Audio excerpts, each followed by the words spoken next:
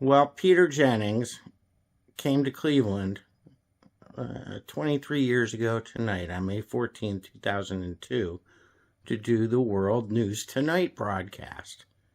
And they interviewed, later to be disgraced and found to be corrupt, Barbara Byrd-Bennett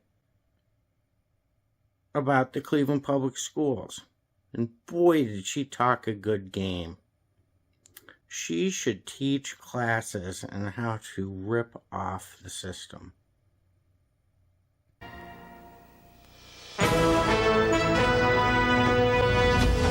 On World News Tonight, state governments all over the country facing financial crisis. Spending on schools and police and social services is going to be cut. The country's drug czar says spending $1 billion on anti-drug advertising wasn't just a waste of money. It may have encouraged people to use drugs.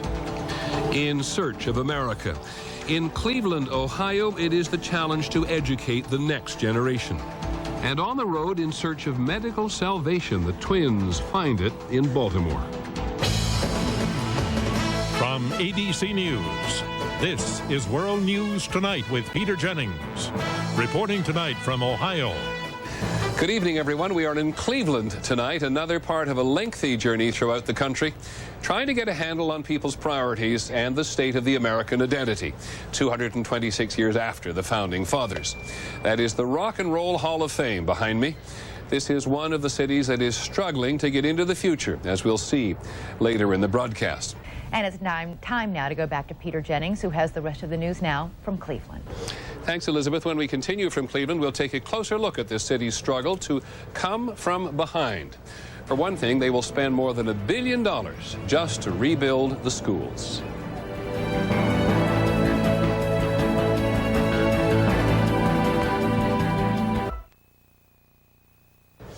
So we're going to take a closer look at Cleveland tonight, specifically to a problem it shares with other cities in the country, namely the state of their schools. Cleveland was one of the country's great cities at the beginning of the 20th century. It grew in great bursts of migration and industrial investment. Workers were attracted here to work in steel and cars and other factories. A second surge of immigrants came in the form of blacks from the South. Cleveland was the country's fourth largest city in 1910, with more than 40 nationalities. But it never quite worked. As the country shifted to an information-based technology economy, Cleveland has been left farther behind. 5, 10, 15, 20. Education is the reason. The demand for education and technical training has never been greater. And the schools are failing. This is the woman who was supposed to fix them. Her name is Barbara Byrd-Bennett. She is the Chief Executive Officer of the Cleveland school system. How bad is it?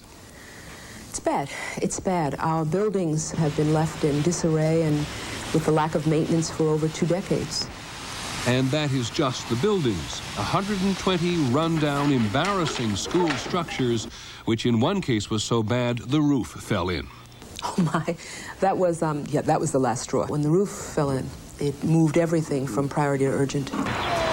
This has not been easy in a city where a college education has been a luxury until now, not a necessity. And in the last 10 years, this city has been more inclined to build tourist attractions and a new football stadium.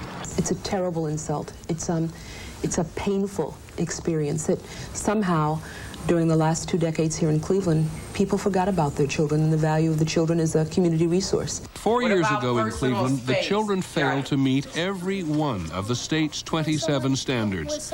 Last year, they met only 4. The graduation rate has gone up Where have you been accepted? from 25 to 36%, but it is still among the lowest in the nation. What are the consequences if you fail? I think we lose another generation of children, and by extension, we lose another generation of adults. So there must be change, or the future will surely pass Cleveland by. And Cleveland has finally recognized that. And when we come back this evening, the final item on our broadcast, the twins and their family. They could never have imagined they would end up in Baltimore.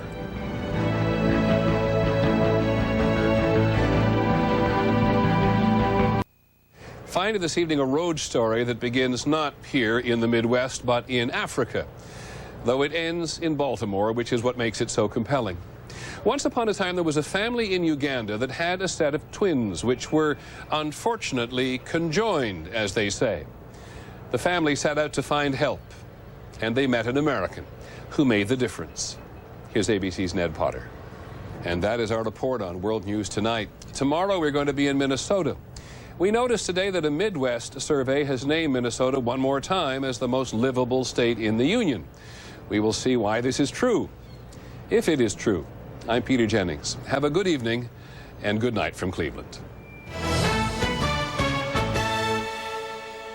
Thank you for watching Cleveland Live Music. If you like what you see, hit the subscribe button or hit the next video button. Or if you really like what you see, you can do the American thing and send money. There's like information for that stuff in the video descriptions. Just keep watching the videos, that's all I care about.